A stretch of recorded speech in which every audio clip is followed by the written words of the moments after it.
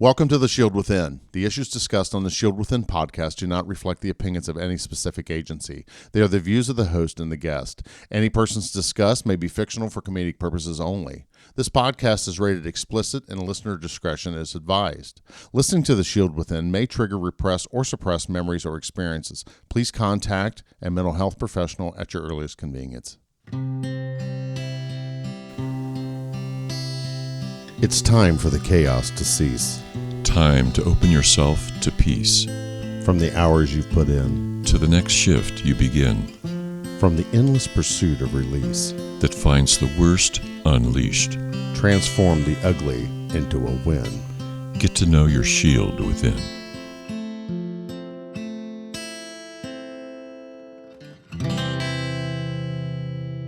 Welcome to The Shield Within. Welcome, Mark. Episode 2 of Wives on the Line. We have our very special guests here today. We have Karen McRill. Hello. And Janell. Hello. And from the Dayton's hottest new podcast, Lesser. Is he the worse half? No, he's the better half. He's the better half. I should tell a dad joke since he's not here, right? You should. Do you got one? Sure. I got one fired up. Should I call you Hey Baby? That wouldn't be pretty. Hey David, do you know why the chicken crossed the road? I don't. To show the possums it could actually be done. Oh! There we go. That's so bad. This is so bad. It's funny. We have a little light applause here. Ain't that cool? All right, so let's do a little bit of business. So we know you're all on the socials. We're on Facebook, so drop by, give us a like. I post our recent episodes there. Patreon. If you got that extra $5 laying around a month, we'd absolutely appreciate it. Instead of leaving it in the car and letting some homeless guy root through and take it. Or if you're in need, you can go to our website, www.shieldwithin, and hit the coaching button. You can talk to David yourself, or go to lessonslearnedcoaching.com. So without any further ado, all righty. Have you jump right in. Thank you, sir. Again, thank you all three for being here. This has been awesome so far, and I look very forward to part 2. I want to start with kind of something we dropped into the first part, but I didn't jump on it because I wanted to save it till now. Oh, this is good. All right. I have the clear, strong impression all three of you, each of you, is a mother. Yes. And as a first responder, as a spouse and father, what was it like thinking about parenting with a first responder? What did you find in his patterns of parenting with your children? I might be out of this because my husband and I have an 18-year age gap and his children are grown. Aha. So, and then the situation with my kids and my ex-husband is a little different, so that we didn't really have to worry about parenting and first responder lifestyle. Okay. Now we do with me and my girls. Right. But yeah, we didn't really, I didn't have navigate much. that. Yeah. Okay. Real good. Janell, Karen? Our parenting was based on a lot of communication because we both had been married previously, so we had a combined family of children. Okay. With Eric being on shift, the visitation schedule with the children that they had set in place very much rotated around that. So we had to keep a very good calendar of when his 2 girls would come over to our house, would be in our home, and for whatever period of time that they were there. And he and his ex-wife did a really good job of creating a schedule that was very much even between the households. Okay. And as much as we thought that would be difficult for the children, it's what they wanted. They didn't want to spend any long length of time at one house or the other. They liked the going back and forth. Okay. Very good. So we had to communicate a lot about that, about parenting within the house when the girls were there, and when they were at their other home and going to the sporting events and things like that. How old were those kids when you and Eric got together? So his youngest was 18 months old. Wow. And his oldest was 5. And then my children were ages 6 and 13. 13? Yes. Wow. And so we have this gap now of children of all of their different needs, you know, from a 13-year-old down to an 18-month-old. So it was a lot of navigating for a long time of integrating these two families. Your 13-year-old finds out mom's marrying a fireman. Yes. What was the reaction? She was excited. Ooh. Yeah. Yeah, she thought it was very cool. Wow. Yes. Okay. And she very much admired him, not only for being a firefighter, but just like who he was as a person, was somebody really easy for her to talk to. Wow. And he just has a very caring nature about him. So they immediately kind of struck a chord. And so for years after you got together and the blending of the family began and all those navigations had to happen, Yes. he was still working as a fireman. Yes. So his 5-year-old and your 13-year-old, Yes. kind of leaving out the 18-month-old. Okay. The 5-year-old and the 13-year-old had years of dad or stepdad being a fireman. Yes. Did that wear on them? Did they start to, over time, did it wear on them? I think the schedule wore on them. After a while, he had a back injury, and at that time, he stopped being on shift, and he went into the bureau, which was more of a 9-to-5 job. He was in fire inspection, and so he was working that Monday through Friday shift. So previous to that, just kind of the 24 on, 48 off, it was harder for them to navigate that. Like, oh, dad's at work, you know, and so they had to, if he was on shift and they had a sporting event, he would always try to get there by arranging coverage and coming over for a couple hours, going back. Karen? So we have one daughter who's 23 now. So she was born actually when he was in the academy, came home for the day. And then, so there was an admiration for her. And then 4 years later, we had a boy named Matthew. And he actually lived for just 5 weeks. And actually on the way to the hospital for him, I'll never forget going down the highway. I said to him, when we get home, you need to find an apartment. Like, I can't do this anymore. I said, I'm going to raise these kids on my own. I can't do this. Ended up, he was in for 5 weeks. They couldn't figure out what was wrong with him. He couldn't move at all, couldn't open his eyes, and found out he had a rarest form of muscular dystrophy. And I just remember Mike saying, when they weren't sure if he'd live the first night, he sat in my hospital bed and he said, do you still want me to leave? And I said, no, I think I need you. And so we call him even though he'd passed away, we call him our miracle because he kept us together. So, Wow. Yeah. What an amazing story.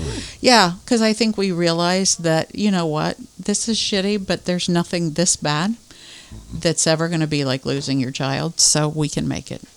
I think I can testify to that. Yeah. I saw plenty of moms and dads who lost children. Yeah. And Me too. they've done enough studies over the years that's shown that combat and losing a child have about the same impact on a person. Yeah. It's an amazing thing that your oldest daughter went through that experience with you. Yeah. And I'll tell you, if it wasn't for other policemen, I can't tell you how many people became family to us that would watch her, because we were at the hospital all day long, and she was only 4. So the police department was phenomenal and gave him time off. And so we would just stay at the hospital all day, try to bring her on the weekends, but different policemen would just take her in. Wow. And so she was raised by a lot of different families. Yeah. That is a rare story. Yeah. Yeah. What's cool is she decided she wanted to go into law enforcement. Wow. And she is not decided she didn't want to be a cop because she said it messed Dad up. So she doesn't want to do that. But talked about she's actually just doing HR right now for Ohio State where she went. But she's always thought about working with human trafficking because she said, I know how much Dad has impacted lives. That Mike did a lot of work for the last 5 years working with people struggling with heroin and meth. And she's like, I just see that, as a cop, you can help a lot of people. And so she's always talked about an area of law enforcement. I don't know what she'll get into, but yeah. Interesting. Very cool. Yeah. Wow. Your kids, how often do you get to see them? So that's a whole that's a whole thing. But they are coming. I just got to spend my birthday with them, so that was like the best day ever. Wow. So their dad and I do not get along. Obviously, we got a divorce for a reason. And they started to see just how much their dad does not co-parent. He is not shy about being mean to me or saying bad things about me in front of our children. I am, on the other hand, very not that way. So for a long time, he would keep them from me. And I went for several years without seeing my children. Man. And the courts didn't do much about it. They said I wasn't doing enough, and short of going into this man's house and dragging my children out, it would have been the only way I would have got to see them. So when it was a couple years ago, I told him, hey, I'm going to be a police officer. And the relationship between us was strained at the time, but they were like, oh, okay, cool, I guess. I don't know. And then on my birthday, when we got to hang out, that was just a couple weeks ago, they were asking me all kinds of questions. And most of them were pretty innocent, so I had no problem answering them. But at that moment, they were like, that's cool that you do this. That's really neat. But I will be open and honest, not to them, but here, like, my concern is what happens if something happens to me. Like, I don't want something to happen to me and leave them having to experience that. Yes. So that is probably my biggest fear Yes. with having kids and being in law enforcement. That you put a gun on your hip every day. And you go to work knowing, I don't know if I'm going to finish the shift. Yes. And I mean, it's just, it is a very heavy burden. And I mean, just before we started this podcast, I was having a conversation, and she said she talked to a kid who lost their parent, and the kid asked her, why do you still do this? And I was like, oh God, like, I don't want that to be my child. Right. Exactly. Yeah. And this, I can imagine that's how Eric's kids feel. And he's almost retired, so I'm always like, don't do that to me or to them. Like, Yeah. so it's just, our job is dangerous, and like, I don't know how I would do it if I had to do it with my kids being younger. Yes. Because I have a 13 and a 15-year-old. Yeah. So they're old enough that I can have serious conversations with them. And not that I have sat down and been like, hey, well, this is what could possibly happen. Right. I think they're very aware. So. And they talk to each other. Yes. And that's again, part of my experience with the EMT families that I had dealt with, a lot of them 20 years ago, was the kid talk to each other because dad and mom wasn't talking to them. Yes. So they would talk to each other and make up, gosh, I wonder if he had to. I wonder if he saw that kind of stuff. And that's where they end up creating their own ideas about what a parent is doing at work. And it gets scary. It gets real scary. I had a really, really tough call. And I actually ended up texting both of them just saying, hey, I just want you to know that I love you guys a whole bunch. Yeah. And da-da-da-da-da-da. And I kind of let them know, like, here's why, without telling them the extreme details of what happened. Right. Because it was too close to home. And I was just like, I need to tell my kids just how much I love them. Yes. Because it is anything could happen. It might not even just be me that something happens to. Right. And so I try to make them aware of like, hey, love you guys. This is, this is why I'm not just being some sappy do right now. I'm always amazed when we go to crisis calls at police and firemen, the amount of times that some of them will be antsy to go, and we usually just keep them an hour, but they'll be like, we just want to go home and hug our kids and just know that our kids are okay. Yes. And it's that very feeling. I want to make sure I'm okay at home. Yes. Yeah. The primary commitment is to your children, Yes. not Absolutely. to your job. Yes. And I think Absolutely. for me, like, that's very real. And I work with people who don't prioritize family. And I'm just like, I'm not here for that, bro. This is just a job, and you could very easily replace me tomorrow. Yeah. But I am a mom who can't be replaced. That's right. Yeah. So I'm going to go home now. Yeah. And I'm going to text my kids. Yes. And I'm going to tell them how much I love them Yes. and how much I appreciate them, how deeply grateful I am that they're in my life. Yes. Yeah. All that kind of stuff. Yeah. Okay. Now, before I got ready for today, I thought of, okay, if I add all this up, when was my first responder? When would that person enter my life? And that took a while. And I finally figured it out. It was a fireman, local department, a veteran. He had been around a long time. And he had a daughter that was my client. And she was developmentally disabled to a fairly significant degree. Lived with her mom. Functioned probably like a 4-year-old most of the time. And she was 15, 16 years old. And she and I had a very interesting relationship. And I was able to establish a verbal relationship with her, which was interesting how that happened. But it did. And we were able to navigate, like, do you wish you saw your dad more? Yes. Do you know what he does? He's a fireman. Do you know what he does when he's on the fire? He puts out the fire. And Dad, she remained completely interested in having contact with him, regardless of anything that came up, his life, her life, and so forth. Mom and Dad were split. She lived with Mom. Mom and her were like 10 toes in a sock, man. They were really tight. Dad just didn't come around that much.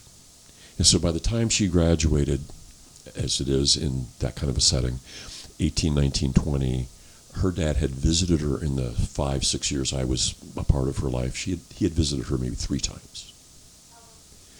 And this happens a lot with families with developmentally disabled individuals. Yeah. Mom knows that's, okay, it's my job. I'm going to be taking care of this kid for the rest of my life. Dad's out the door. I see what this is going to demand of me, and it's too much, so I'm out. So many families I dealt with had single moms with these kids that required incredible amounts of care. And to have had any support from the child's father would have been massively appreciated. And the girl would have loved visiting Dad and, maybe him taking her to the firehouse and meeting some people and just letting her be a part of his life, showing interest. It just never happened. So that was my first one. I never actually met him. I tried multiple times. Dude, let's have an appointment about your kid. Your kid and I are actually making a connection. I think maybe not interested at all. So then I went all the way through to, I have 7 first responders I'm dealing with right now. And so I added up all these cases, went through some of my old files and stuff, and I came up with 4 or 5 themes that appear to be, to me, universal. We touched on one of them, and that's the sharing. How much the sharing is critical in the intimacy of the relationship, in the longevity of the relationship, the quality of the relationship, how we can share this content with each other. But the second thing that came up in almost every family was the sense that the spouse had of being deprived. My needs are not being met. I am deprived of time with my husband because of his schedule. I'm deprived of sexual interaction because he's never in the right mood. I'm deprived of time with us as a family because he's always out on a call. On and on and on. My needs are not getting met in this relationship. Does that relate to any of you? For me, probably not so much, as he was already very established in his career. And I came in knowing like that, but he also wasn't doing call outs. He would go to work and he would come home for the most part. And we very much prioritized the time we would get together. Because when we first started dating, it was, hey man, my kids come first, so we might have every other weekend together. And if that's not okay, you gotta go. And he was like, well, if you would have said anything other than that, I would have been gone myself. And I was like, cool. So we had already established this relationship that when we are together, we're together. But if like there's something that comes up or your schedule, you're like, we've been pretty good about that from the beginning, is making sure that we do have time together and our understanding of like work schedules. But again, he wasn't a new cop or one that was always going out on call outs and prioritizing the job. Right. Right. Makes a difference. It does. Yeah. Janell, Karen? I can kind of shadow in on that. What she was saying is that Eric was already very established in his relationship with the fire department. And when we started dating, we already worked opposite schedules. So our time together was very precious, because like we worked very much, especially when he went into the bureau. So he was working, he would leave in the morning, I would see him before he left, and then I would leave for work before he would come home. And so our time together was somewhere around 9:30, 10 o'clock at night until we decided it was time to go to bed. And so we kind of made the most of that time together.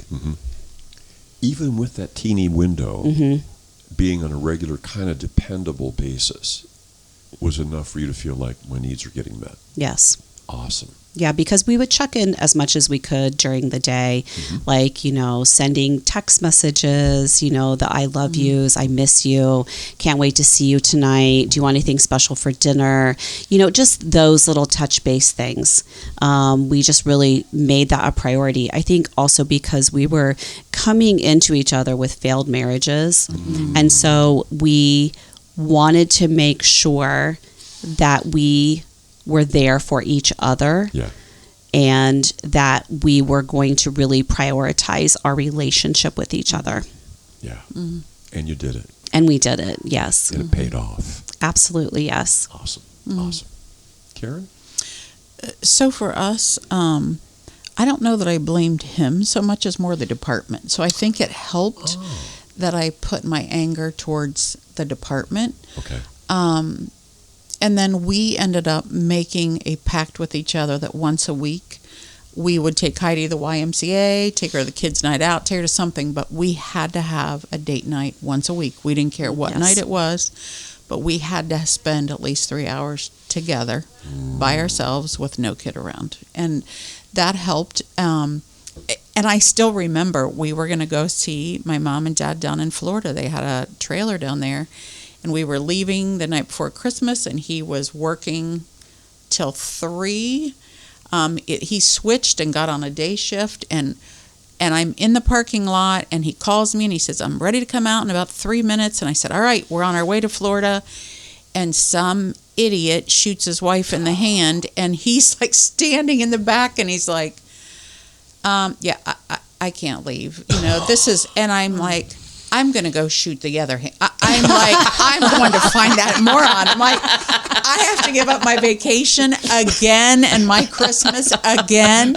And I probably sat there an hour, and he's finally like, just go home. We'll have to go on vacation tomorrow. And I was like, damn it, how much of my life do I have to give up for people that just have another shitty day? Like, can I just have my husband? Yeah. And so I got to a place where I had to put my anger at the department and not him. And it wasn't even the department, it was people. You know what I mean? Yes. Unknown people that you get mad at instead of your husband. Yeah. Who deprive you from. Yes. Yes. Yeah. Okay. Very good. You touched on something that, again, is I found almost universal, if not universal, which was the development of resentment. Yeah. You begin to resent your spouse. Yeah. You begin to resent his job. You begin to resent the people that are telling him to go do that job. The people that he's serving, the guy with the shot in the hand. Shoot the other one. Let's take care of that business right now. So, like, resentment just seemed to be kind of a natural consequence. How's that relate? For me, I think what I resented the most is probably the close relationships he's developed with people. Yes. Yes. Because I don't have that. And I think that's where that's coming from. He's very close with these people. He's experienced a lot with these people, and they're very close. And, oh, by the way, here's my wife, Nicole. And I'm like, I'm just, a third? Like, I feel like a third wheel. Like, I don't feel like I actually belong here. So my resentment is the relationships that they develop with their coworkers. Okay. And he would be like, hey, I'm going to go meet these people for lunch. And I don't want to go. I feel like this is a pity invite. Like, that is how I felt. Like, yes. Oh, yeah. A pity invite. Yes. Yes, or is other wives going to be there? No, but you can come along. No, thank you. No. No, thank you. No. Or when Mike was on second shift, they used to get together like 3 nights a week. And they would either have pizza at somebody's house or they would do movies at somebody's house. And I was like, can you ever just come home? It's like, yeah. But he's like, Karen, honestly, they're more of a family than any family you could ever have. And you're like, what? Yes. Wow. Yes. Because they're so tight. And he's like, it's not to slam a family at home, but you have no clue the stuff we've been through. Whereas these guys are protecting my life and I'm protecting them. Yes. That's a depth that you'll never understand. Yes. And he's right. I don't have that depth of protecting somebody's life. I just don't have that. Yeah, that was always me too. Like, I felt like kind of circling back around to like the communication aspect of it. I felt like when he wasn't talking to me and then I would overhear a conversation that he's having with other people and I would learn so much more about what was going on, what was happening, the whole, like, he didn't want to say anything to me, but that would just, are you serious? Like, I learn more about you when I hear you talk to other people than you are willing to share with me. Yep. And that communication, that was very difficult for me. Like, why? Yes. So did you confront him? I did. I would say that exact same thing to him. Like, I learn more about you when you talk to other people. Like, I did not know that. I didn't know that happened. I didn't know you were going through that. And now I know. And it's like, why couldn't you share that with me? And it was always just that direct line of like, home is home and work is work. Yeah. And I don't want to blend those two things together. But you bring it home with you regardless. Correct. Whether you think you are or not, it's coming home with you. It came in that door with you, it lived with you, and it went right back out the door with you. And left a little residue behind. Yes. Yes. Yeah. How did he respond to your confrontation?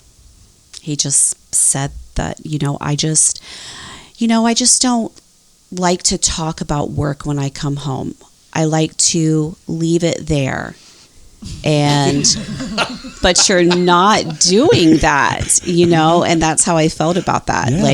You're not leaving it there. You are bringing it home with you. And then I have to sit in silence, not knowing what's going through your head and what you won't talk to me about. Yes, exactly. And it's like, why don't I felt like it came down to, strangely enough, a trust thing. Why can't you trust me with this information? Why can't you talk to me about it?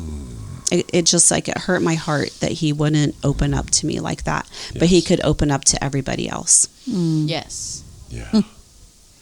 Rings a bell. Very true. Yeah. Yeah. Yeah. Resentment is, for me, an understandable result of all those those patterns. And for the first responder to know that's what's happening when I'm not sharing. Is the person across the room or across the house or out in the driveway or 3 miles down the road taking a break resents me because I don't share. Now he or she has to make up what's going on, wondering, questioning, trying to be attentive and sensitive, but still 99 questions are one thing you need to know. I mean, you just don't know the stuff you feel like you need to know to love your husband the right way, the way that you want to. And resenting the people, resenting the job, resenting the people that he served, resenting the coworkers, resenting the relationships. To me, it all gets down to how much are you sharing with me. If you're sharing a lot with me, then I'm part of the story then. But if you're sharing with everybody but me, kind of feels like a personal message. The other part that was like very hurtful for me, it was just kind of those inside jokes that they start acquiring, and you're completely on the outside of it, and they both know when they say certain things that it's funny, and it's like you're standing out there going, I don't get it. I don't get it. You guys think this is funny, right? It's like they have this personal. This whole family, like you were saying, outside of the family that you don't belong to and you're not invited into. The whole separate life. Yep. Yeah. Which leads to the next point. Beautifully done. Segue, you're welcome. So many again, when Jay Clark was on from Save a Warrior. Yes. He talked about, and we have talked about repeatedly on the show, what I now think of in my head as process addictions that Jake talked about. Infidelity, gambling, drinking, drugs, porn. Yes. Those are the big 5. And food. I should put in there. That's the big 6. Yes. So over the course of your husband's careers and maybe your own, Nicole, do you sense the process addiction process? Like is it coming up? Does it scare you? Is there something going on that you questioned that whole realm of things? Did it trigger for any of you? I can say that when I first met Eric, he was already self-numbing through alcohol. And it wasn't like an addiction as in to the point where he was an alcoholic. It wasn't like he had to have it. He just, when he started drinking, he just didn't like to shut it down. You know, if he had 1, he had 10. And so that was already his self-numbing that I didn't recognize because I didn't know him prior to that. Okay. And I didn't recognize it or know about it until he went to Save a Warrior. Which was how many years in? So he went to Save a Warrior 2 years ago. So we had been together. We had been married for 18 years at that point. Yeah. Now, it wasn't like an everyday thing. Like, don't get me wrong. Like, he could go for days without having anything to drink, weeks without having anything to drink. It's just when he did, it was always over the top because he just needed to numb out all of the things that was happening in his head, all of the things that he was going through. Right. So that was his process, how he did that. Yeah. Scare you when you found out? When I found out, yes, very much. It really set me back in a way that it was difficult for me to not recognize that or know that about him. I thought he just enjoyed that. Like, I drink because I enjoy it. I drink because, we're just going to go out and have a good time and, get a little drunk and then, enjoy the party. Right. But it wasn't until I realized that it was a numbing process. He just didn't want to think anymore. Yes. That scared me. That scared you. Okay. How'd you deal with it? He dealt with it. He dealt with it. So when he went to save a warrior, he recognized that about himself because he didn't really understand why he was doing what he was doing. Okay. And when he recognized that's what he did, then he was able to just kind of left all his bad stuff there at the village. Mm-hmm. And so when he came back, he just says, I don't need that anymore. I drink because I enjoy the taste of alcohol, Mm-hmm. not because I do to numb out. Right. I could probably count on, in the past 2 years, the number of times that he's had something to drink since he's been back. Wow. Mm-hmm. Relieving, relieving because it made him a completely different person, because Wow. him and alcohol was not a good thing together. Okay. And I always just kind of paid the price for that. And I didn't like who he became when he started drinking, and there was no way to shut the drinking down. Right. So you would leave. So I would be quiet Be quiet. Okay. And wait for it to be over. and go through the motions of it. Yes. And hope that we could go home at some point. And he would go to bed. And he would go to bed and he would sleep it off, and then I would tell him what an asshole he was, and then he would feel bad about it. We don't need to go through this anymore. We do not. How about you, Nicole? Karen? I can't say that Eric has done any of that during the course of our relationship. He drinks, but again, it's because he likes the taste. It's a hobby for him, I should say, because he brews his own beer and that kind of thing. So he doesn't gamble, he doesn't watch porn, he all that. We don't have to worry about that. And I think it's because I came in when he's towards the end of his career and he's kind of established healthy coping mechanisms and things like that. Yeah. However, as a new cop, I can see how easy it is for somebody to pick up alcohol or gamble or do the other things because it's just so in your face. It is very in your face. Everybody's doing it. Yes. Air quotes, because it's right there in front of you. FOP, you go there to drink. Your union meetings, you can have drinks. Hey guys, let's go out and have some drinks. Your alcohol is so revered in our society. It's just so easy for people to pick up the drink, a drink, and then it's just one thing leads to the other. Here, I know a bunch of people that sports gamble now, especially that it's legal in Ohio, and I don't have to deal with that. I stay away from alcohol. I do drink occasionally, but I do it responsibly when I don't have emotions, because it's just not good. Mm-hmm.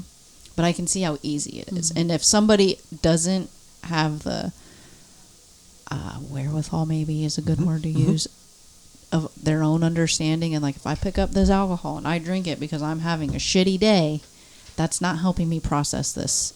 So for me, I don't typically drink. And Eric understands that. For me, my coping mechanisms for things is I will try to run away and go do something distraction. Yes. Yeah. And I stay away from alcohol, but one of our hobbies when we were dating before I had no life and was that's how I feel right now, I just work, is we would go to breweries together and we would try new beers and we would do brewery hopping. But neither one of us would get so completely smashed that we were a problem. Right. And so now it's I can't do that. I got a lot of stuff going on right now, and if I take that, it's gonna just snowball into one more drink, and the next thing you know, I'm gonna be a mess on the floor crying my eyes out, and that is not a healthy process. It sounds like it's just an incredibly embedded part of the culture. It is. Absolutely. And Sadly. I get that the whole culture, really general, but police culture in particular Absolutely. is the impression you I are get. an oddball if you are sober or do not drink. I'm not 100% sober, but I do go through periods where like, nah, I'm sober. I don't drink. And they're like, oh, it's just one drink. It's not going to hurt. Or, oh my gosh, did y'all hear? She does not drink. And it's like, I don't understand why you guys are treating me like that because of a choice I've made. Like, why can't you just support that? Like, right. But. And yet, yeah. Yeah. So it's a very deep part of the road. First responders. Yeah. Yes. And sometimes I'm like, Eric, I think you need to just stop. And I think that's because of my own feelings, not because he's being irresponsible. Right. I think it's because a feeling inside of me that I'm like, I think that's too much. And I'm putting something on him. So that's what we're dealing with. Much like the numbing. If you're doing the drinking to numb yourself, yes, then your goal is self-defeating before you pick up the first drink. Yes. If your goal is to enjoy a beverage, we're cool. Yes. Yes. No problem. Yeah. Correct. Karen? I think it was hard for us because Mike likes to have a drink at night. And I grew up in a no alcohol family, very strict no alcohol. And so when he would start to drink, I just didn't know what to do. And so that's probably been a very hard part of our marriage. Is I feel like every night, probably 3 nights a week, he wants a cigar and Drambuie or something, and he wants the expensive stuff, and he likes to sit out on the porch and have a cigar or whatever, but it's become an every single night. You know, he wants a drink, and I'm like, do you need that every night? He's like, no, I want it every night, but I'm where you are. I think it's to numb himself, and he went through Save a Warrior, and it changed him completely for a while.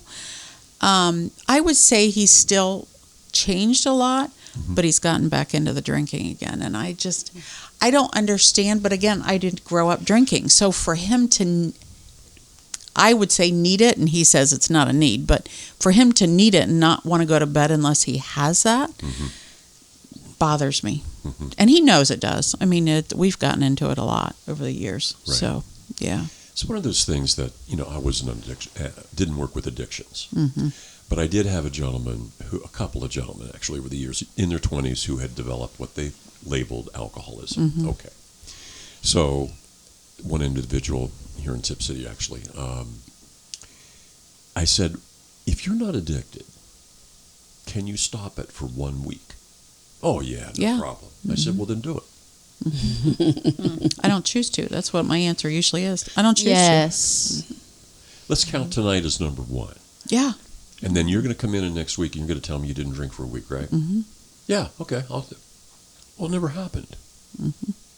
People thought they didn't need it. Yes. They thought they were drinking it because it tasted good. Yes. But when given the challenge of going 7 days in a row without it, couldn't do it. Yeah.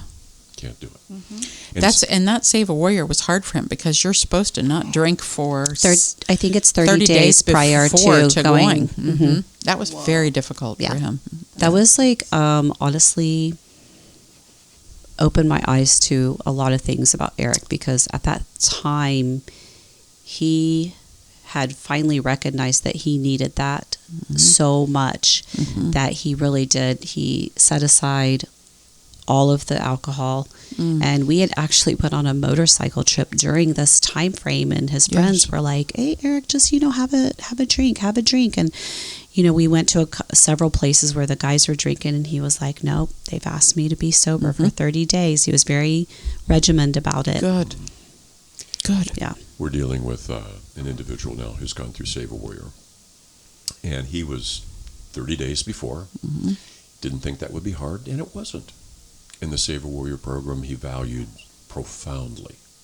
And he came out, and correct me if I'm wrong, but I think there's like a 500-day program after your weekend. Yes. And he didn't do his 500 days. He got about 100 days in, and then it was like, I'm good.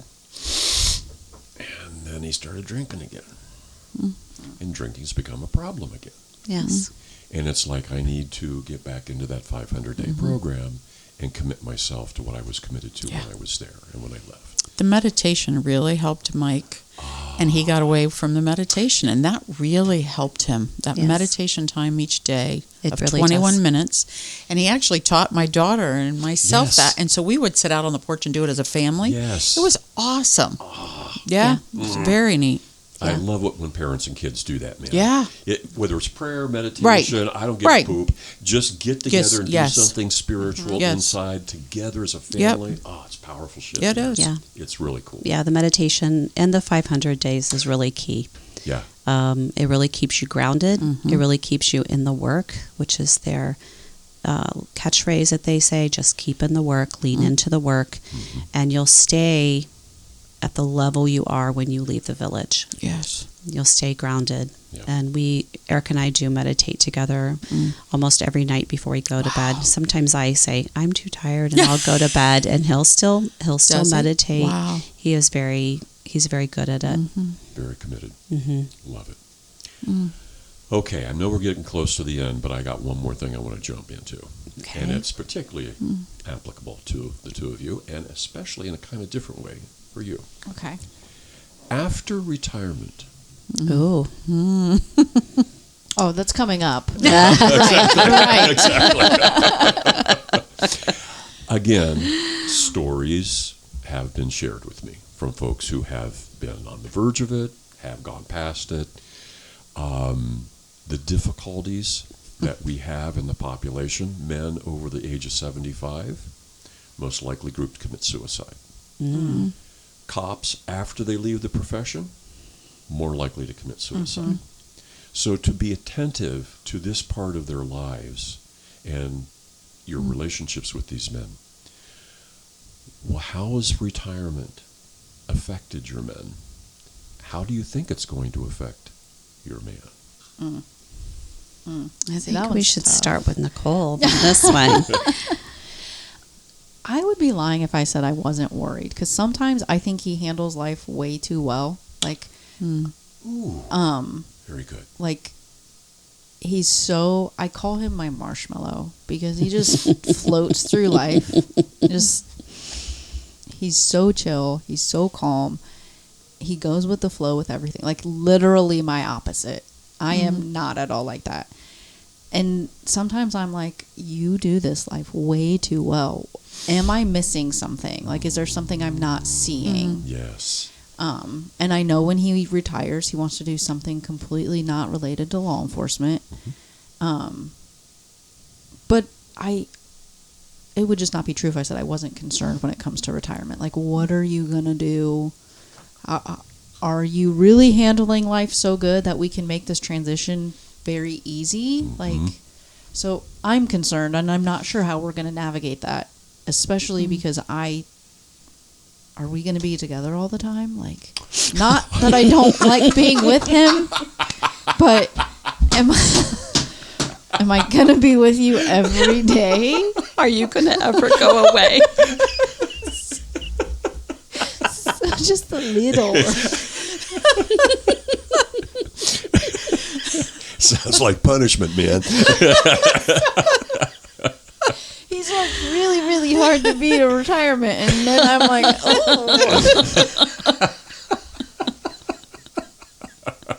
Well, you have two ladies in the room who've walked through this experience. Oh my gosh. Well, I could say that we kind of navigated through all of those waters before Eric decided to retire, in the way that, the big thing about retirement that most people don't talk about until, like, oh, I'm going to have all this time when I retire. But I don't know if it's like first responders primarily, is like they lose their identity. Yes. And that is huge for them. And so we talked about, before he retired, like for a long time, him making the decision to retire. What is that going to look like? How do you really feel about that? How much do you need this to feel like this is who you are, more than you're a husband and a father and those kind of things? And what are you going to do with your time when you do retire? Eric, that's never a problem with him because he really does just kind of find a way to do a lot of things. And so, but we had laid things out that was going to happen when he did retire. And this is what his life was going to be like. We even talked about his schedule of like his daily schedule of what time he would wake up in the morning, that he didn't want to get into an off routine. He wanted to wake up and meditate and work out and get his day started in those ways. And he really has replaced work with other things that fulfill him in a completely different way. So he really has, kind of dove into Save a Warrior. In so many ways, it saved his life. Yes. Literally. Yes. And it saved our life together. Absolutely. And so he really feels like that really fills his bucket. He really just like that's his love language is to serve. And so instead of serving in fire service, he is now serving in Save a Warrior.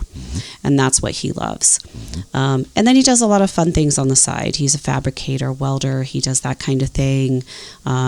He fell into this Honda of America race team, and he's their transporter for their race car, and he goes to their races, and I do that too. And I've recently retired, and so now we have this whole new kind of life together. Yeah. So, and we're new grandparents, and so that fills also a good portion of our time. That sounds well done. Yes. How long's he been retired? It was 2 years in March. So Save a Warrior happened before or after he retired? Before. Right before. Did he come back from that and say, okay, I'm done? We kind of thought that when he left for it, us and the children just kind of decided, like, this is going to be his I am done, or I have settled my mind enough that I can continue my career. Okay. And what came home was, I feel like I can continue my career. But then as he started sorting through all of it, he was like, why am my time would be better spent being present with my family. I've had my career. It's time to step into another role in my life. And so now he's a more, I felt like he was always a great father. He doesn't give himself enough credit for that. But now he's a more like in tune father and really listens to them instead of telling them what they should be doing, kind of thing. So yeah, there was a lot of thought process going into him stepping away from his career because he knew once he did that, there was no going back. And so he wanted to make sure that he was 100% ready for that decision to be made. And I love the discipline. He gets up in the morning, he has a structure to go through. Yes. First this, then this, then this, then this, which is essentially self-care. Yes. You start your day with self-care, and you have 400 other things you will enjoy doing during the day, including grandchildren. Oh, my God. Yes. So the commitment to that, the discipline of doing it every day is what fills in the identity. Yes. Once that starts or slows down or stops, there's problems or there's risk. So what I do is I'm trying to remember what phrase that he would use, like basically don't let me backpedal. Yeah. And I wish I could think of the phrase off the top of my head, but I kind of give him that nudge. Like we came up with a little phrase and I'll say that to him and he'll go, okay. Got it. Yeah. Your own language. Yes. To counter the language he had with the cops that nobody else could understand. He now has a private language with you. Yes. And the two of you can look at each other or just use a simple phrase, 2-3 words. Yep. And you've communicated a book. Yes. And he knows right now. Oh, okay. Or when he's acting a certain way, if he starts regressing, I kind of give him that same phrase, and he'll be like, "Okay, got it." Awesome. That's good. Yeah. Carol? Wow. We have, when he got done with the police department, he went through a pretty depressed time. It's very depressed. common. Yes. Extremely depressed. Like the guys don't call me. They don't. Yes. They don't. Nobody cares that I'm gone. And I'm like, Mike, kind of like when you were an officer and people retired it's not that they're forgetting you. It's just life goes on. I mean, there's still calls to be made. There's still things to be, they don't invite me to stuff. Okay, it's not intentional. Right. So it's almost this counseling, but pissy counseling, like grow up, and that's because it's, they don't mean it intentionally against him. And I know that. I'm like, just stop it. So he finally, his passion was working with people struggling with heroin and meth. So the department invited him back just as a civilian. So he did that work for a while. And then he was offered jobs at the Tri-County Board of Mental Health, and he did some stuff at Dayton and Montgomery County. And then he was on the board for Agape, which is a food pantry in Shelby County. And they asked him to run. He just felt a call to run it. So the owner that started it passed away. And right before he passed away, he asked Mike if he would take it over. So he's been doing that for 2 years. And actually, our discussion in the last month has been, at what point do we just say, okay, we're done, and we need to take motorcycle rides, and we need to go to Florida in the winter, and we need to. And, we're at both of an age, which you probably are too. Our parents are still alive, but still struggling, health-wise. So I don't want to leave totally, but... it's time to travel. Yeah. Yes. And my dad just said that the other day. He goes, because my mom passed away from cancer, and he said, time is too short, Karen. And you know what? They can always make more money, or you can say, screw the money and go spend time with each other. Yeah. And he said, I lost my wife too soon. Go spend time with each other. Yes. And I think it's just so important. It's precious time. Yes. You cannot get it back. No, you can't. And no amount of money is going to give you that happiness. Yeah. And how much money do you need? Correct. You don't need it. So, yeah, retirement's going to be a good thing. Cool. Yeah. Is this a replaceable moment? Is this not a replaceable moment? Yes. The moments with your loved ones, the people that you that live in your heart. Yeah. Those are not replaceable moments. So you live them as a priority. Yeah. All the other shit is replaceable. Yes, it is. And our blessings are the stuff that aren't replaceable. Yes. So dive in. Yeah. Let them reward you. Yeah. Let you give yourself to them. Everybody gets better because of it. Yeah. Well, folks, I think we're about done. This has been like free therapy. This has been awesome. I know. Oh my gosh, I feel wonderful. Can we come back tomorrow? I know, that's what I was just thinking. I want to do this all the time. Donnie, cue the music. May your days and nights find you strong and safe.